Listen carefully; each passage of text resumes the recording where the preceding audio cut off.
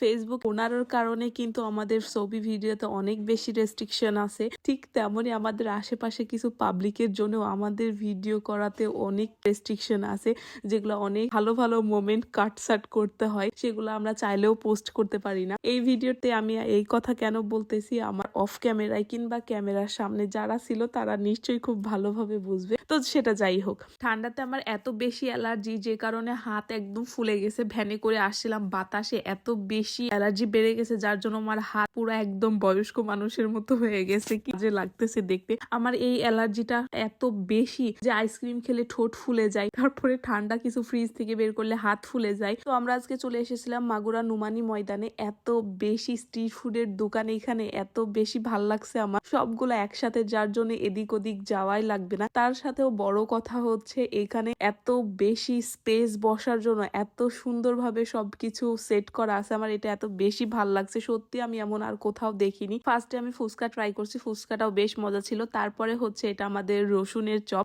যেটা এমনিতেও মোটামুটি ভালো ছিল, কিন্তু সালাদ দিয়ে যখন খেয়েছি এটার স্বাদটা সত্যি দ্বিগুণ হয়ে গেছে। আমি সাধারণত রসুন খুব একটা বেশি লাইক করি না, বাট রসুনের চপটা আমার কাছে বেশ ভালো লেগেছে। তার থেকেও বেশি বেশি বেশি ভালো লেগেছে হালিম। এখানকার হালিম এত বেশি মজা ছিল, আমি সত্যি হালিমের ভিডিওটা নিতে পারিনি। আমার এখন বেশি আফসোস হচ্ছে, হাসি খুশির মুডে ছিলাম যার জন্য আর অত ভিডিও করতেও মন চায়নি। এখানে যতটুকু ভিডিও নিছে মনে হয়েছে যে এনাফ, আর দরকার নাই। কিন্তু হালিমটা খাওয়ার পরে মনে হয়েছে সত্যি ভিডিও নেওয়াটা উচিত ছিল। নেক্সট আরো একদিন গেছিলাম, কিন্তু সেদিন যে আর হালিম পাইনি। এত বেশি হালিমটা মজা ছিল, আমার লাইফে খাওয়া বেস্ট একটা হালিম। হালিমের কোয়ান্টিটি এবং কোয়ালিটি এত বেশি মজা ছিল, মাত্র 60 টাকার মধ্যে এত বেশি মজার একটা হালিম আমার লাইফে খাওয়া বেস্ট একটা হালিম ছিল। এটার অ্যাড্রেস হচ্ছে মাগুরা নুমানি ময়দান। স্পেশালি অনেক বেশি থ্যাংক ইউ যারা আমাকে এখানকার অ্যাড্রেস দিয়েছে কিংবা এই স্পেশাল হালিমটা আমাদের খাওয়াইছে, তাদেরকে অসংখ্য ধন্যবাদ। আমি নাম এখানে মেনশন করতেছি না,